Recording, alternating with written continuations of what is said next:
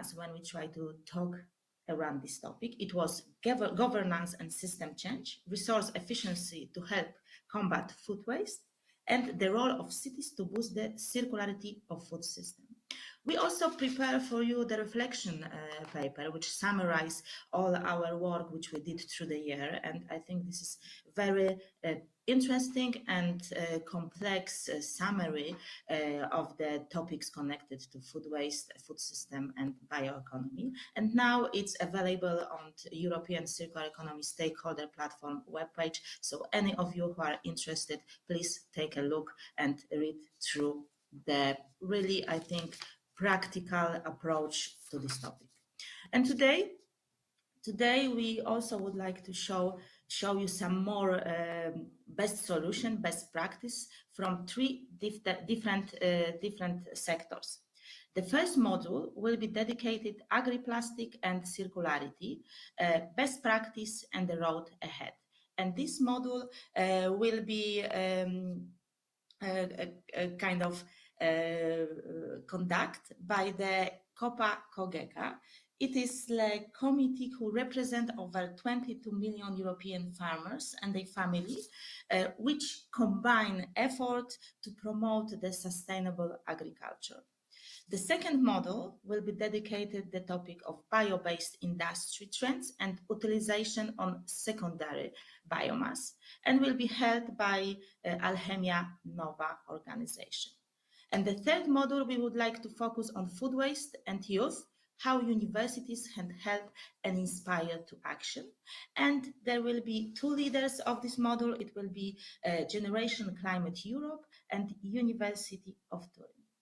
So now it's time to start our first module, and I would like to pass the floor to Irene de Tovor. She's representing COPA-COGECA. Irene, please, the floor is yours.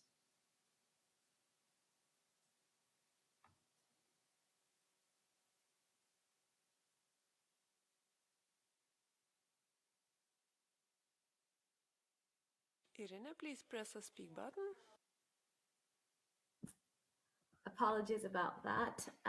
It is kind of confusing with the blue and red light. I was just thanking Agnieszka for the introduction and for giving me the floor to speak at this conference today. My name is Irene de Tovor. I am policy advisor on environment, climate change, and sustainability at COPA-COGECA.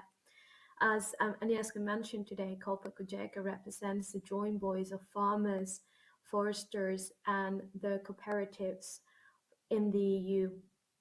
We are very committed to reducing plastic waste in all sectors and to accelerate recycling. And we certainly strongly believe that a constant and open dialogue could help better policy design and yield remarkable results in our endeavor to close the loop in the plastic waste streams. And we certainly think that this open dialogue can contribute to the objectives of the Circular Economy Action Plan under the European Green Deal. Surely, reducing plastic waste and accelerating recycling must be a collective effort. In agriculture, plastic waste only represents 2% of the whole European plastic market volume. Nonetheless, what this is a very significant percentage to our sector, plastics play an important role in helping us to be more efficient in our production process by reducing the use, for instance, of pesticides, of fertilizers, of energy through a better protection of plants, of root systems, of water table, etc. What we can say from our side is that farmers have been implementing a transition towards a more sustainable agriculture through, for instance, the use of biodegradable plastics such as mulch fill. Nonetheless, there is a clear need for an EU-wide standardized data collection and reporting, as well as economically viable and tailor-made schemes in member states. What I would like to present here today, and it will not be myself doing it, it will be an expert that we have working closely within organization, Mr. Bernard Lemoine, is how agricultural plastic serves a purpose and how they can be a model and it can be a way for it to work in a circular economy so we can reduce to the bare minimum any impact. And we want to do that because we understand that there is a need and there is a use for these plastics, but we need to make sure that the end of life does not harm the environment. We would also like to offer to you today a video for one of our farmers that exemplifies the struggles, but also the efforts done by the industry in ensuring that, by the sector in ensuring that. I think that will be all for me. I will now give the floor to Mr. Bernard Lemoine, who will give the presentation, and it will follow by the video that I just mentioned. Thank you. This energy transition and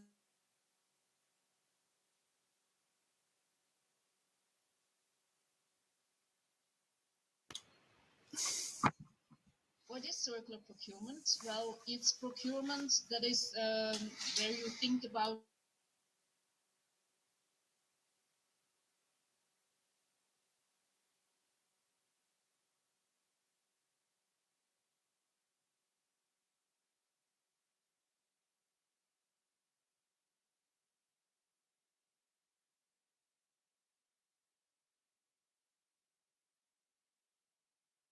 Dear Bernard, let's try again. Could you maybe switch the other parallel session you have?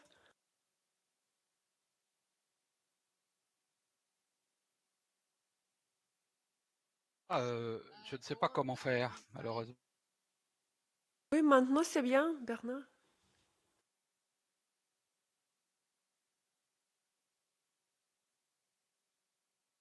Dear Bernard, you have to press once the speak button, please. Vous tenez que appuyer une fois seul le bouton speak. Merci.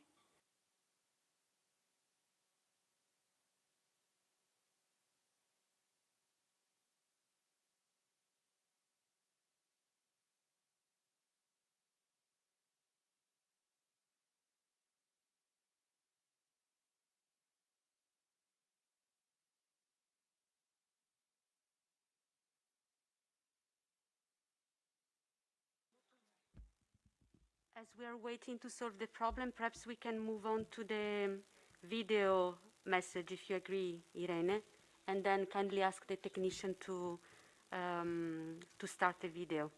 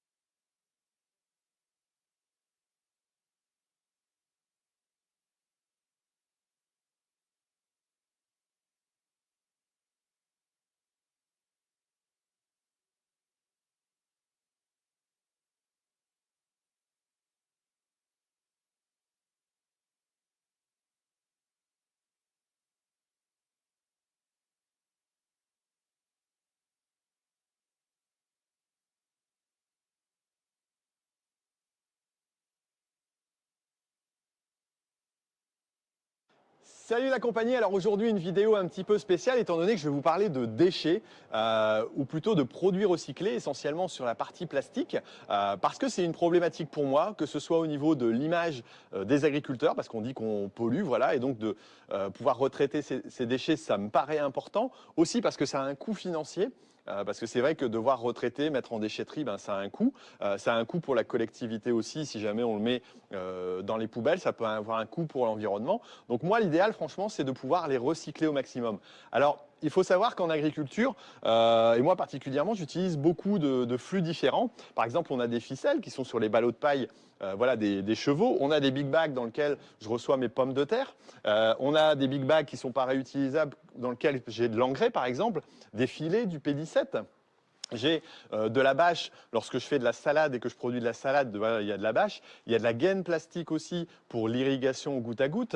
J'ai aussi les bidons de produits phytosanitaires, voilà, qui doivent être recyclés.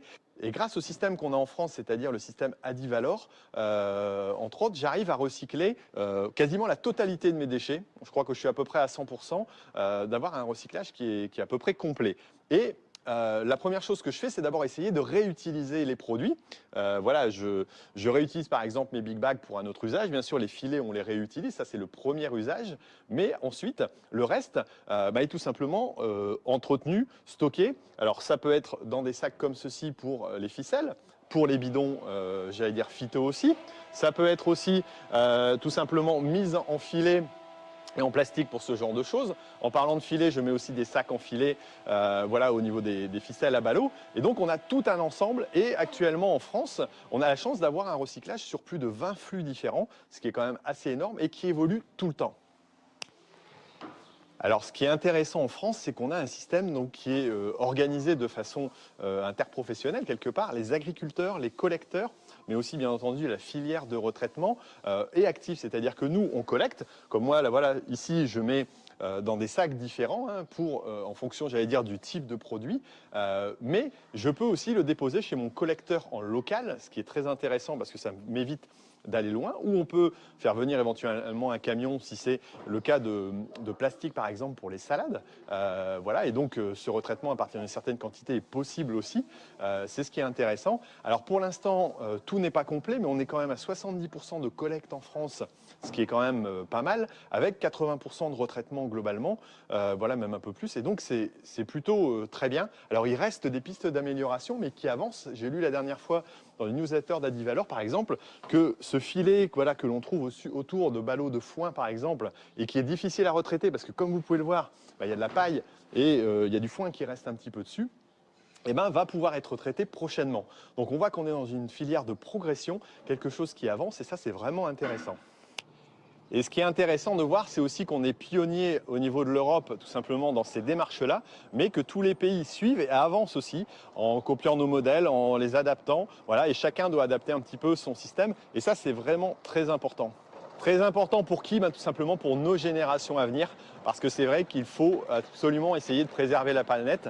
Et donc cet effort-là que moi j'apprécie de faire, je pense que chacun aussi apprécie de le faire. Et merci en tout cas voilà, pour nous aider à participer à ça et ces efforts, j'allais dire, en faveur aussi de l'image de l'agriculture. Allez, merci.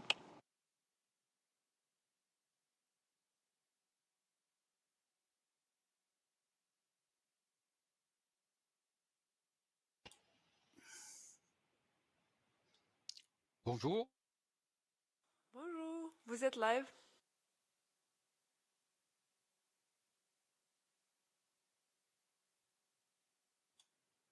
Can you hear me?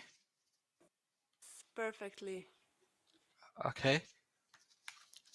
Maybe we can put. Do I have to present myself the diaporama? We will do it for you. Okay. So can you put the first slide, please?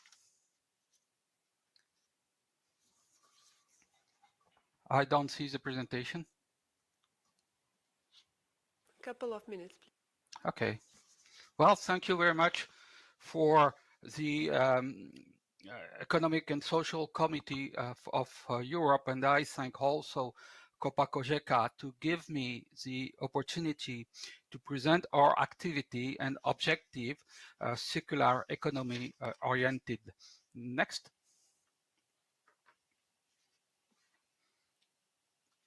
Next slide, please.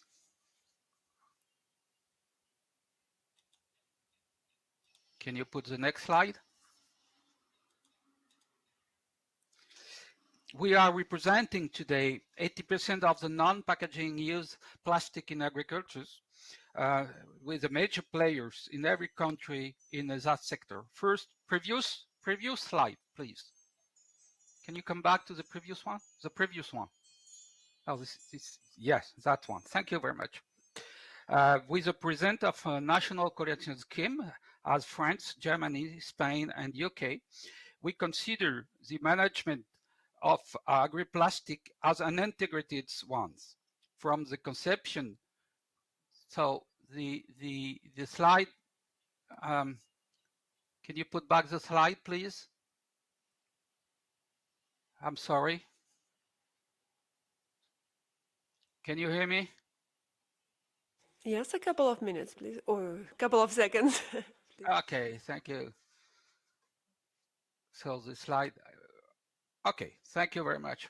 As I said before, with the present of national collection scheme, as France, Germany, Spain, and UK, we consider the management of agri-plastic as an integrated one from the conception for recycling to the incorporation of the generated plastic in the new product.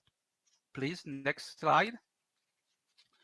The use of plastic regulators is just unavoidable.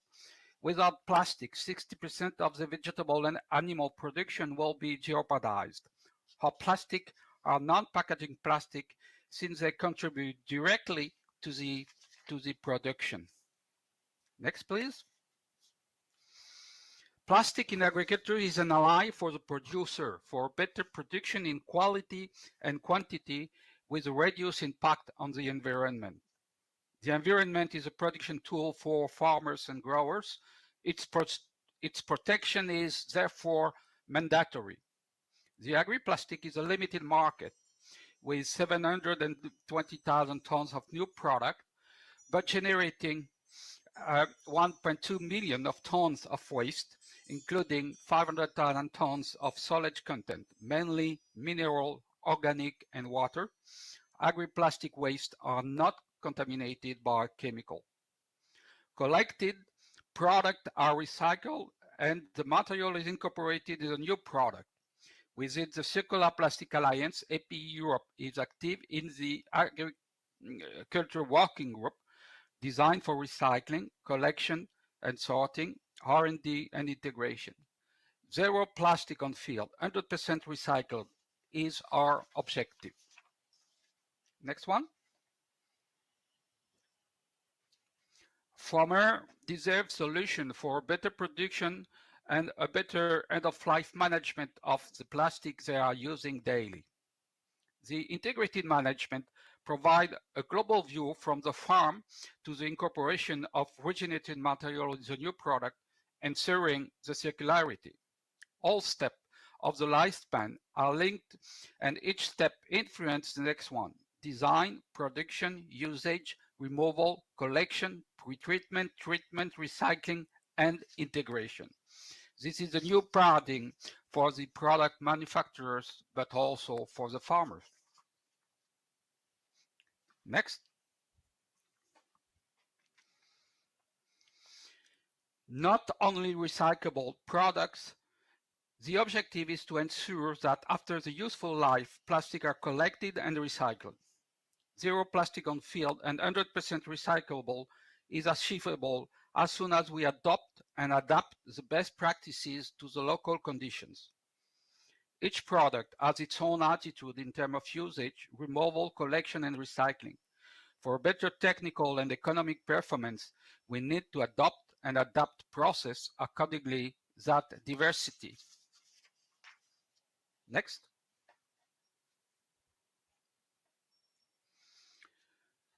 The establishment of a technically and economically efficient collection scheme in every country in Europe is a prerequisite.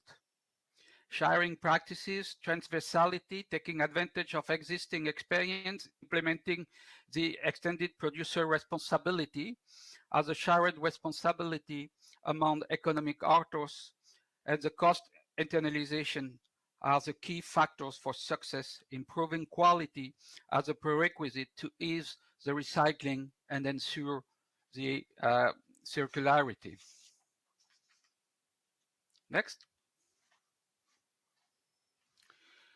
The implementation of national collection scheme eradicate bad practices and plastic pollution regulators. If there is collection performed all across Europe, the implementation of a national collection scheme allows to reach a rate over 80%, sometime up to 100% of collecting and recycling, when it is much lower without national collection scheme. Shared governance is the insurance of the best efficiency in terms of solution provided to farmers and growers according specific local conditions. Next.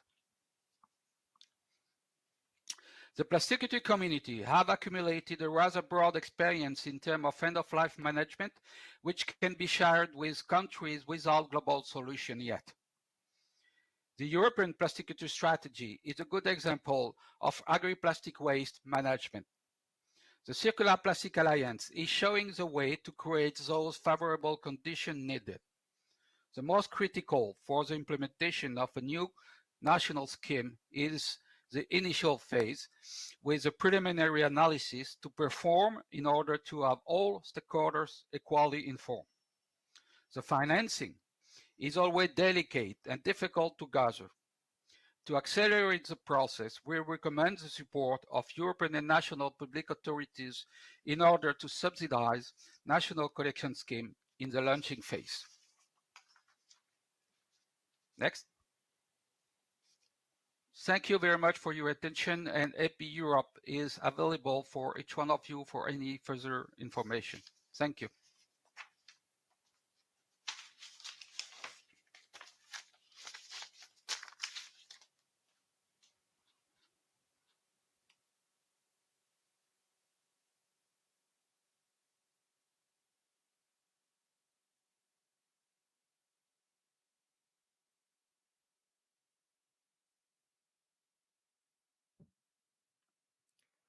Thank you very much, Mr. Clément, for that presentation, and thank you to the team behind for the technical team for solving the difficulties.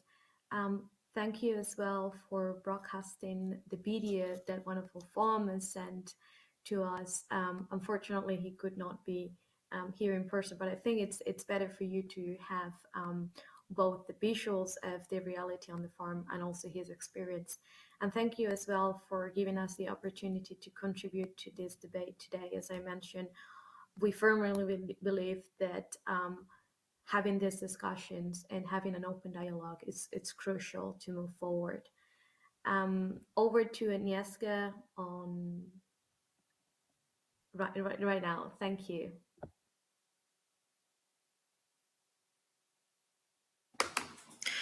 Thank you very much for this interesting presentation. We all can see how, let's say, big issue it is, plastics in agriculture system, and how we can really make it more sustainable. I think that bioeconomy it's become really, I think, number one in closing the loop while we're talking about circular economy.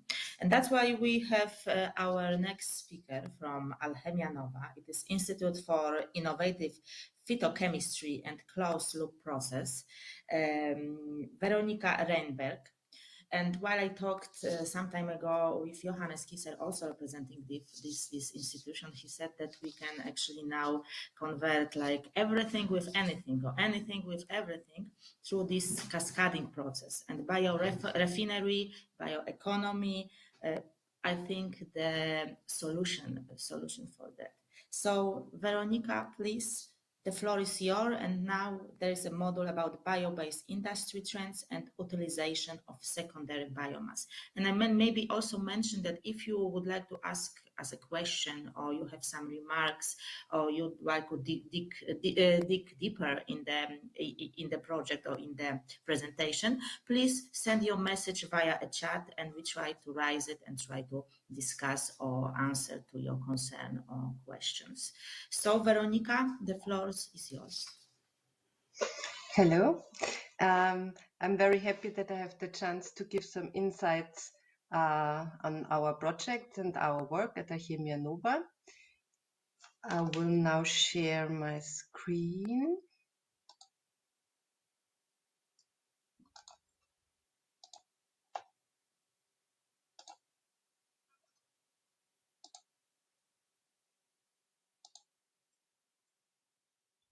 Good. So today I want to give some insights into bio-based industry and the trends and developments in this sector. And then I want to share data of a recent project that we did here at Alchemia Nova. So first I will talk about the trends, and then I will share insights about residuals and waste as a resource. We did an overview of residues and waste in Austria and made calculations how much of fossil-based products we could, in theory, substitute. And then at last I will talk about barriers and maybe possible solutions for the barriers. First, a very short introduction into bio-based industry trends. I would say that most development is done in bio-based naphtha or bio-based oil as input for the classical fossil refinery, because it offers the possibility for a fast transition to at least partially bio-based products. And most of the processes are thermochemical processes where you get to a product that is quite similar to fossil oil. That doesn't mean that fermentation processes are not important, but I would say at the moment the thermochemical processes are producing more and have more impact at the moment. It also has to be said that there will be also the contribution of CCU technologies, so that in the end there will be a mixture of recycled, bio-based and carbon dioxide-based products on the market. The bio-based share of products on the European market lie between just 0.4% for platform chemicals and around 50% for surfactants. There are other studies where they say it's the biggest part is for cosmetics with 40%. So it's also not very easy to get to numbers that are reliable. It can be said that around 3% of the total products on the European market are bio-based. And the biggest increase is foreseen for adhesives and for platform chemicals, that may be around 10% per year. And if you look at the diagram, you can see the demand for bio-based products in 2018. And you can see that it depends on if there will be a high decrease. So there is a high scenario where we need a lot more of bio-based fibers, for example, a lot more of building blocks for polymers, for example. So what you can see here is that we need a lot more bio-based products to be able to substitute the fossil products in Europe. Now, after this very short insight into bio-based industry, I want to share our insights into secondary biomass. Just a short overview here. We are talking about residuals from agriculture, from forestry, animal husbandry, and fishery. There are residuals from food and feed industry. There are residuals from bio-based industry. There is bio-waste from households or companies like restaurants. There is, of course, wastewater, which still contains organic material that can be used, and also nutrients that should be used in a circular way. For Austria, we had a project funded by the Ministry for Climate Action, And we made an overview of which residues there are and in which mass they would be available. It has to be said that the real availability of this biomass is very hard to assess, because most of the residues are already used, but not in a way that would really fit the circular economy. I will come back to that a little bit later. The graphic shows the proportion of the different streams that we could get from official data from Statistics Austria. What you can see here is that wood waste, for example, is the biggest amount of residuals we could use in Austria.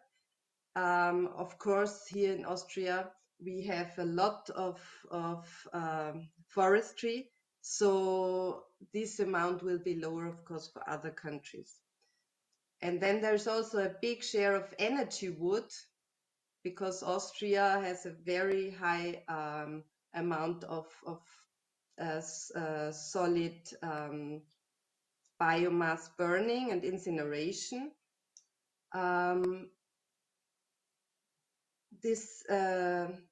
As you can see here, we didn't only take residuals, but we also should take biomass flows that are burned at the moment, because the use as a material or input for bio-based industry should come before it is energetically used.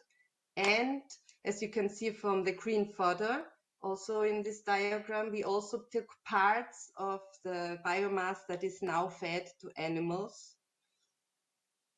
And the green fodder, you can see the 2,600 kilotons of dry mass per year would mean 1/3 of the amount that is fed to animals for production.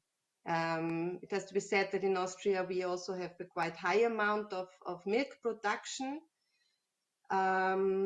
So this means that the amount of feed is high here in our country. The yellow field with the slurry, or better it would be said manure, shows that 2,300 kilotons of dry mass are produced per year only from manure. And you can also see that the amount of usable straw is also very high. As I've already mentioned, most of the residuals are already used, but one thing is energy production, which shouldn't be the first use, and as feed, which we also think is not the best way of using, especially as from a health perspective, less meat and milk products should be consumed. Now here you can see an example of our calculations. So we looked for different ways of processing the biomass and converting into products or substances that could substitute fossil products. So on the left side, you can see the biomass. This example is a lignocellulose. 10.9 million tons dry matter per year. Then the process here in this example would be hydrothermal liquefaction. And the product is some kind of bio-oil or bio-naphtha. The amount is around 2 times the amount of crude oil used in Austria for material use, not for energy or fuel, just for material use. And if you compare it with a theoretical primary production from miscanthus, for example, you would need 1,867,000 hectares of miscanthus. So that's quite a lot. The real availability, as I've already mentioned, is very hard to assess, because there are different kinds of industry, different companies, different stakeholders. You have a conflict with alternative pathways, and to the topic of wood, it is foreseen that in the future more low quality wood will be available because of climate change. But of course, you also have conflicting other usage, for example, for biofuels. Here you can see another example. We also had a look at a sewage sludge. I'm sorry that this diagram is in German. So it's about sewage sludge, and it's the process way is pyrolysis in this case, and only from the sewage sludge a substitution of 6% of the material use of fossil oil in Austria could be substituted, and then you can see again that it's a big area that you would need if you would produce the same amount through primary production. The question here is also if we stick to the classical way of wastewater treatment like we do it now, which is more somehow waste treatment and not really making use of the different substances in the wastewater. Or there could be alternatives like algal wastewater treatment plants, where you also make use of additional CO2 from the atmosphere through the algae. Or if we stick to the classical sludge utilization, to the sludge that we produce now. As a summary of our studies, we can say that there is a normal theoretical substitution potential because it's around 5 million tons of fossil products that could be substituted by residuals and wood in Austria. That's around 2.5 times the amount that is used for materials in Austria at the moment. If you compare it to primary production, you would need 2 million hectares of arable land for substitution, and that's around 1.5 times the area that we now use for agriculture. So you would not be able to produce this amount from primary production. Some barriers for biomass utilization. As I have already mentioned, it's still used for incineration, especially in Austria. It's not compliant with the circular economy's concept, but it's still a fact at the moment. The biomass is used as feed, but as I have already mentioned, less meat and milk products would be recommended for consumption. So more biomass would be available.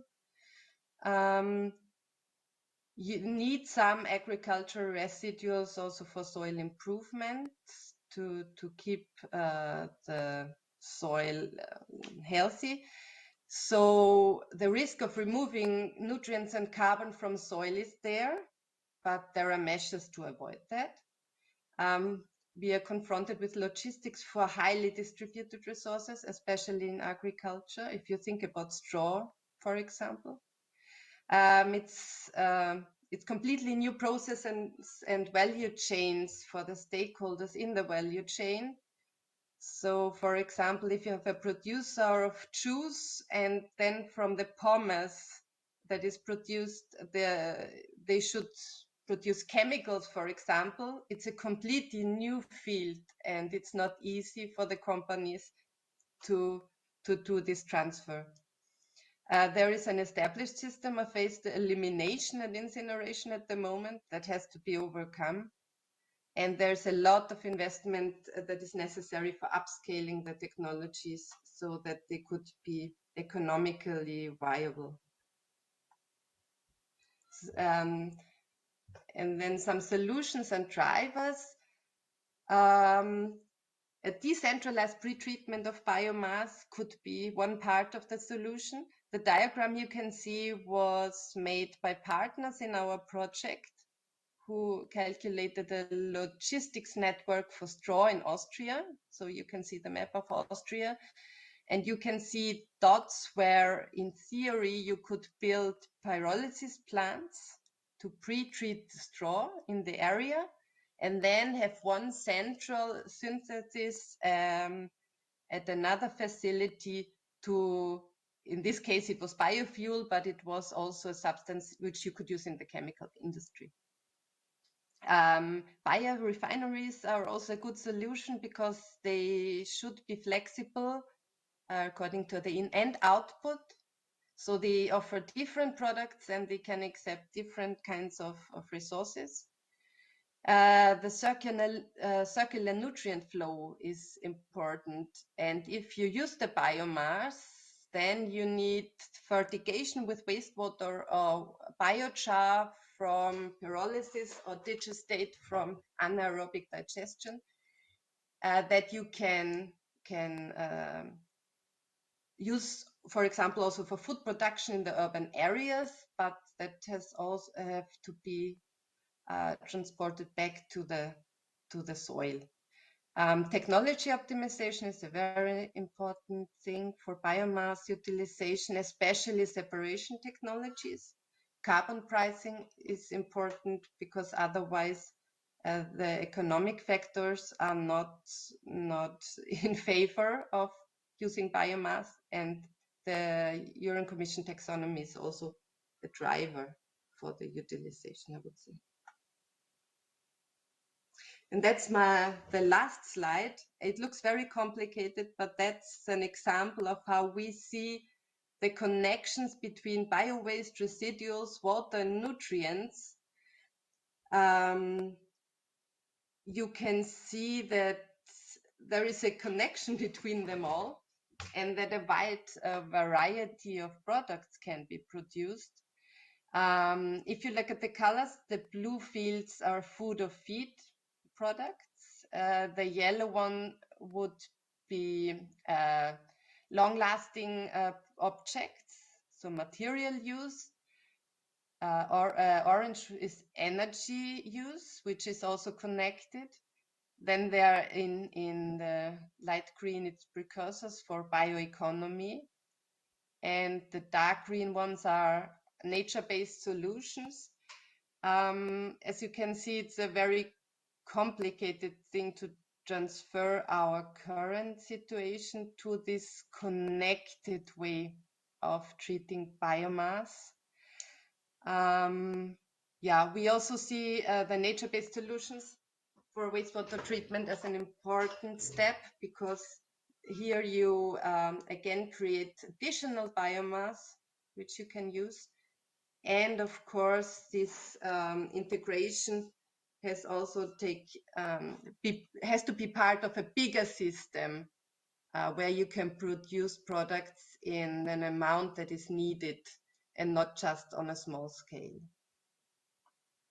The next slide is just an overview if you want to have a look at the sources that I've used. And then I want to thank you for listening to my presentation. And if you have questions, I will answer them, of course. Thank you.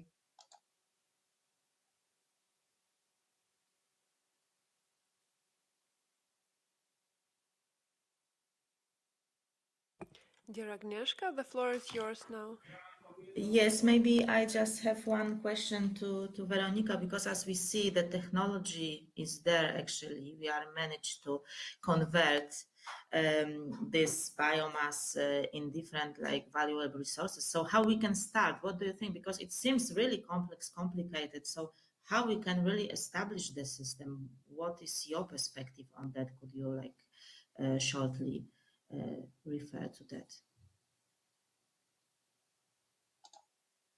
I think an important start would be to work with the industry partners and to motivate them to create more circular business models and use their residuals. And another part would be, I think, to have agricultural associations and work with them to have networks to use the residuals also from agriculture. I think it's a very new topic for them, And so you need to bring together industry and agriculture and also food industry together with chemical industry, for example. And Thank you for the very technologies, they are there, that's right, but they are not economically viable at the moment. So I think we still need some time of research also, and there are big EU projects, of course, for the utilization of biowaste, for example. So that's also very important to optimize the process. Thank you very much. I think in scale it, yes, when we reach some scale, it will be also more economically effective, I think. So it's all about cooperation, as we hear, like, you know, circular economy, it's really based on cooperation between different sectors, different partners, sometimes not obvious one. But as we discussed already, agriculture angle, now like technology and producer angle, now we move to consumer, because it's also about sustainable consumption, yes, food waste, and how we really treat the food. It really depends on us, yes, the people, I would say. And now we would like to discuss with you, show you the food waste and youth, how young people could also be involved, engaged in this process, in this problem which we already facing with the food waste. So our first speaker will be Simona Grande from University of Turin, and she will be followed by Helena Connors from Generation Climate Europe. So Simona, the floor is yours. Thank you very, very much. I believe actually Elena will go first. So as you prefer. So okay, so Helena, please, sorry for maybe this shift. The floor is yours. No problem. Thank you. Thank you, Agnieszka, and thank you all for having me today. I'll just get my slides up.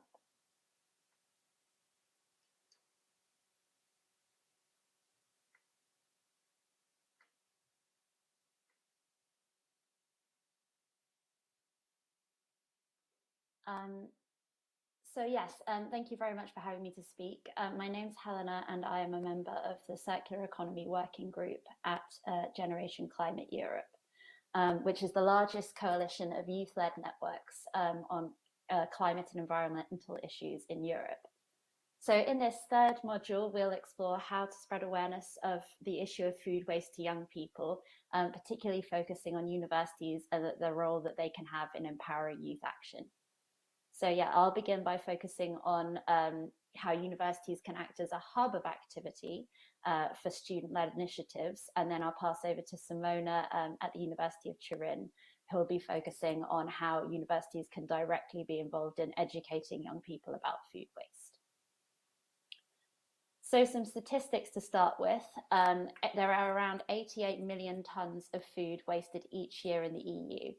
But there are approximately 17 million tertiary education students in the EU, so at higher education facilities like universities. So universities therefore have a very significant reach in terms of the issue of food waste, and can use this to inspire young people to act on environmental issues.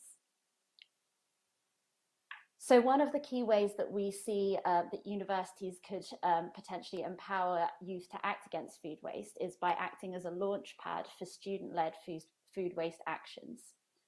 They could do this in a number of ways, for example, by providing support for student initiatives that might be concerned with reducing food waste. An example of this is at the University of Sussex in the UK.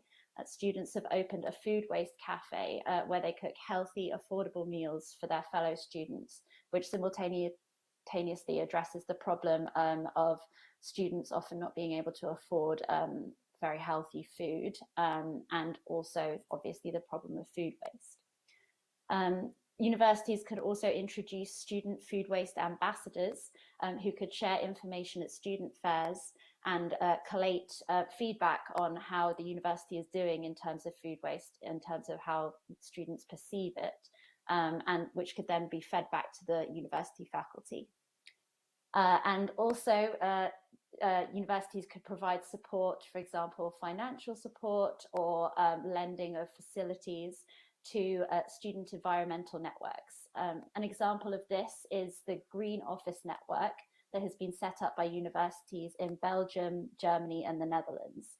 And these green offices have so far focused on projects such as food packaging, general waste reduction, not necessarily food waste reduction, and plant-based diets, but they could definitely increase their scope for focusing on food waste. And this could provide great opportunities for sharing good practices between students from different universities and could help to amplify youth voices. So universities could also lead the way by providing a good example of how to implement successful food policies around food waste. For example, universities could create a specific university food policy that all external partners, such as catering companies, have to sign up to.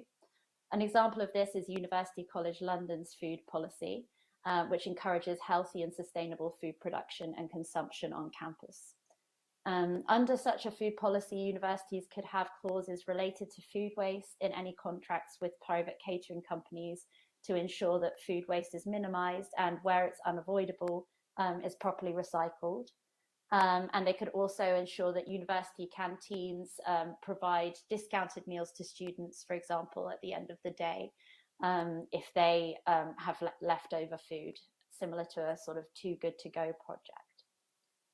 So by leading by example, we think that universities can demonstrate best practices in handling food waste to their students and staff, which they may then take out with them into the world. Students could spread this further after graduating.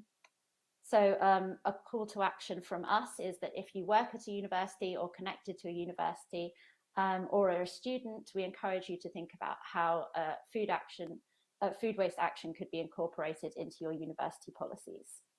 So thank you for listening, and Simona will now discuss how innovative methods can be used by universities to educate students about food waste.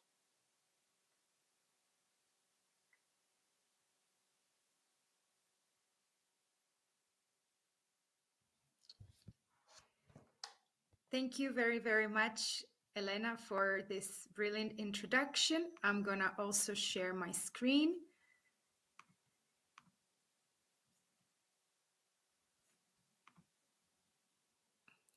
Great, I hope you can hear me well and see well.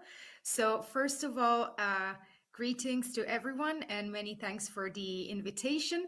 I'm here on behalf of our team from the Department of Management of the University of Turin in Italy, and the team coordinated by Professor Paola De Bernardi, who sends her regards. So an effective transition towards a circular economy will also require new jobs, new skills, and new mindsets. So far, universities have educated through curricula that have been built on linear approaches and objectives. So it's becoming clear that new ways of learning with innovative features will be needed more and more. Therefore, I would like to briefly walk you through 3 educational programs on the circular economy that included a focus on food waste, which our team has designed for different target audiences, thanks to the support of EIT as part of the European Commission's Digital Education Action Plan, and through fruitful collaborations with academia, industry, policymakers, and civil society. The first one is a MOOC that is available for free on FutureLearn, which has been designed for policymakers and practitioners and is built on interactivity with podcasts, videos, quizzes, together with interviews with experts and case studies, such as the one from Too Good To Go, to present how digital platforms and communities could be leveraged to inspire action against food waste. So far, the MOOC has reached learners in over 120 countries and is available in English and also in Spanish. The second initiative is called DigiEdu Hack Goes Circular, and it's our edition of the Digital Education Hackathon that we have been running since 2019. In this case, the hackathon is open to bachelor, master, and doctoral students across all faculties who work in multidisciplinary teams to create innovative solutions that aim to educate on the circular economy principles and also on food waste. Actually, we're happy to share that the winning team of our 2022 edition, EcoFun, which leverages gaming to educate on the circular economy and food waste, has been chosen among the 12 global finalists. So we are very happy for this news that was just shared with us. The third initiative is called Girls Go Circular, which aims to equip 50,000 schoolgirls aged 14 to 18 across all Europe with entrepreneurial and digital skills by 2027 through an online challenge-based learning program about the circular economy. Our team, for example, has been involved in the design of the module on food and cities. And one of the challenges that we presented for the girls was actually related to solving the issue of food waste in their context, such as their city and their region. So far, the program has been offered in 9 languages and offered across all 400 schools. So thank you very much. It was just a brief overview, and definitely our call to action is to try as much as possible to leverage interactivity and new learning methodologies to inspire action for a circular economy and design programs that are as much as possible interdisciplinary and engaging for youth. Thank you very much, and very happy to answer any questions.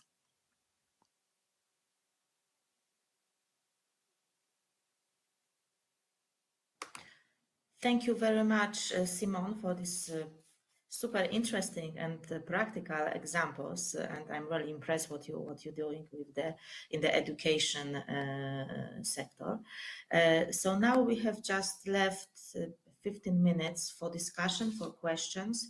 I see also some questions to Veronica, and I know that Veronica will respond on chat, but maybe I ask her to respond like for broader audience. So first question to Veronica is that you suggest to eat less meat and milk product to use it in bioeconomy instead of less produced meat and milk products. I know that nothing in circular economy is black and white, and nothing is an easy path and easy choice. So Veronica, could you answer to this question?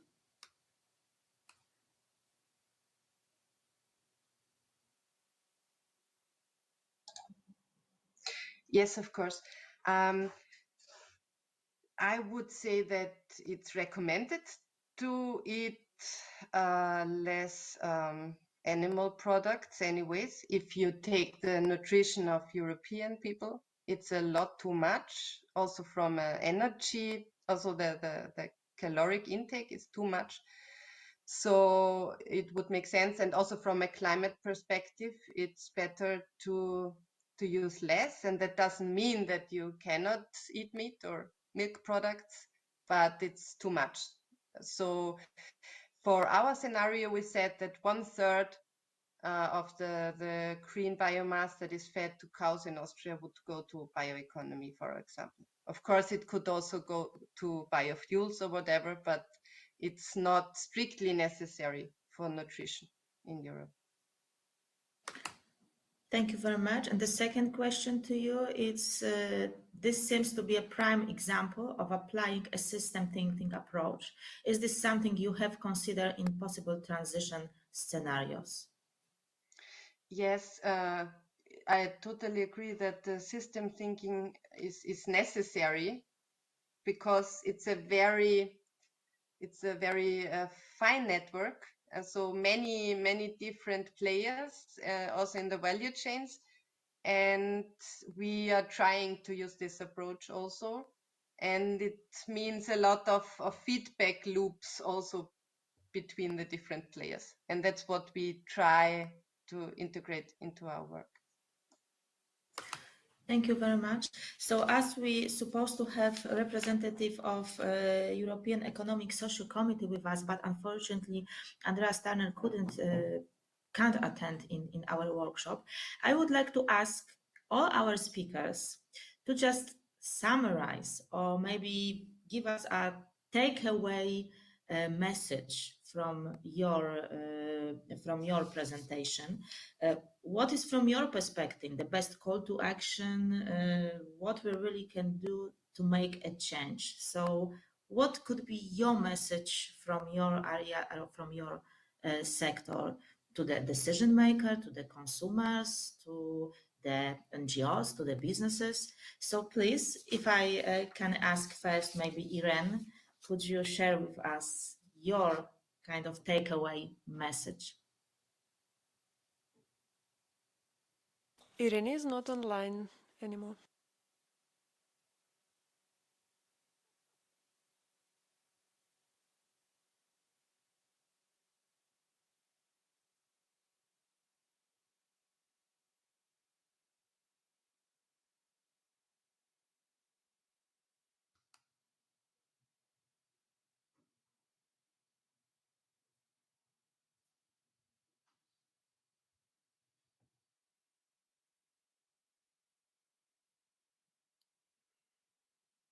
Perfect. So maybe I'll take that. So thank you very much for the question.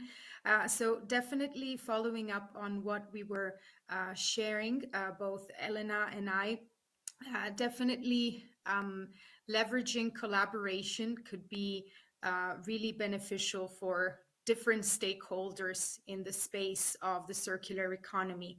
So, for instance, when it comes to European universities, what we have observed is that there are some universities that are leading the way in the circular economy discourse and have pioneered the development of dedicated labs and research teams, such as the University of Exeter, the University of Copenhagen, and some of them has started the green offices that Elena shared with us. And more and more universities that are working on the circular economy are doing so by joining efforts with other universities and institutions, and also with collaborations with academia outside of Europe, but also with industry.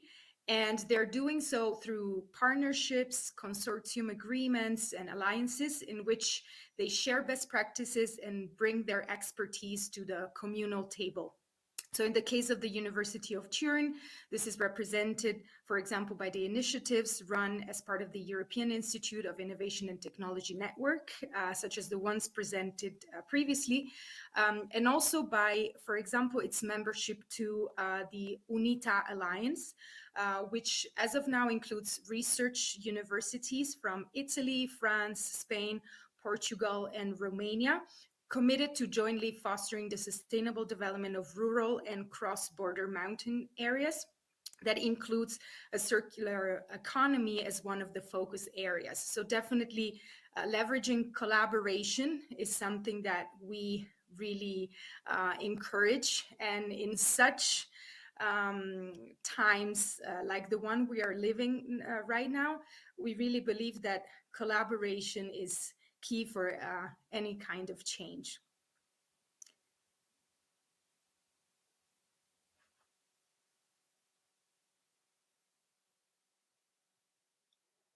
Thanks, Simona. And I just want to add to your point about collaboration, which I think is very important.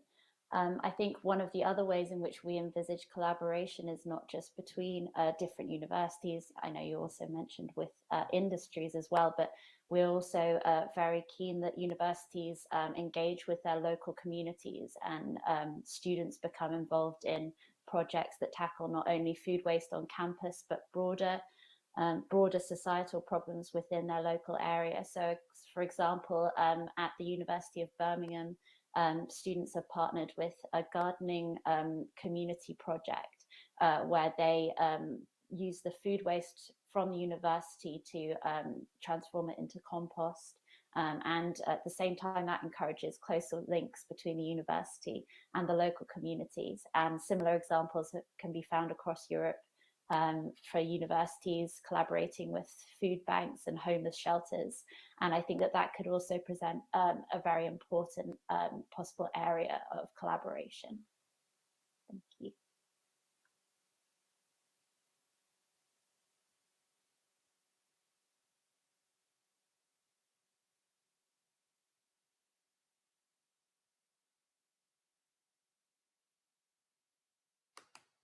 Thank you very much. I see that Bernard is still with us, and as you have a first presentation, and I think you are on the beginning of the value chain, so please tell us what is your takeaway message and call to action. Yeah, to improve the circularity of plastic in agriculture, we definitely need to implement national collection scheme all over Europe, and mainly in countries where there is no national collection scheme like that.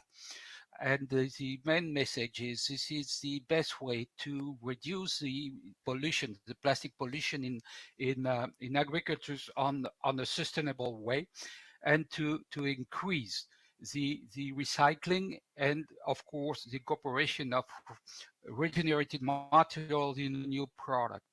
In order to do that, we definitely need the support of the public authorities of member states and the European Commission to accelerate the process and to consolidate the implementation of such national collection scheme in Europe. We have relevant expertise, we have relevant experience with astonishing result with such national collection scheme, and we definitely need to develop those all over Europe.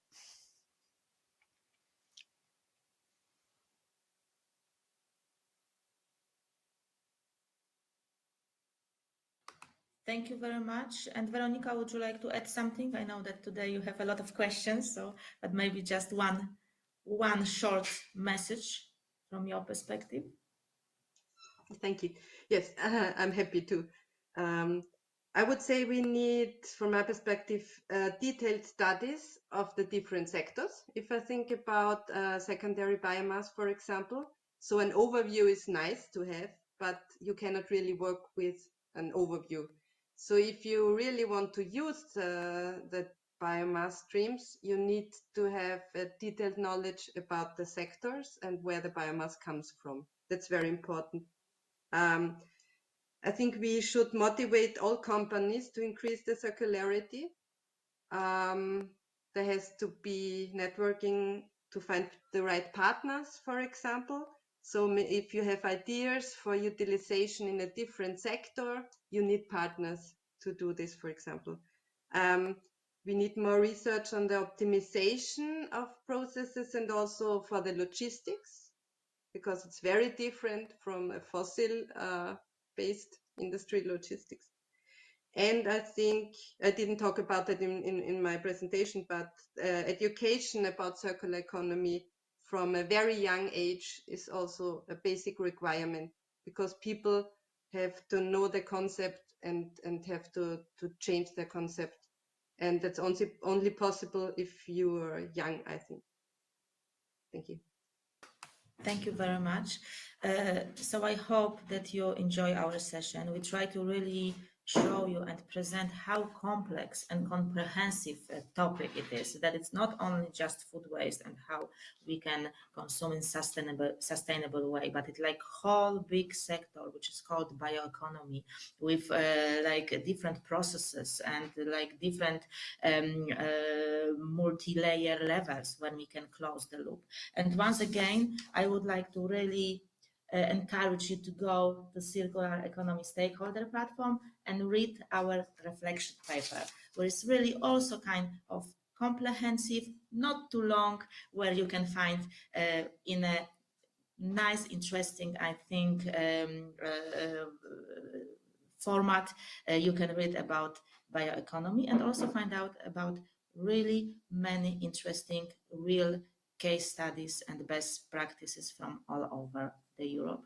So thank you very much for today. I also enjoy you to join our LinkedIn group for Food Waste, Food System Bioeconomy. You can find it on the LinkedIn group, where we try to also follow up with the discussion around this topic. Thanks again for your presence and for your interest in our workshop.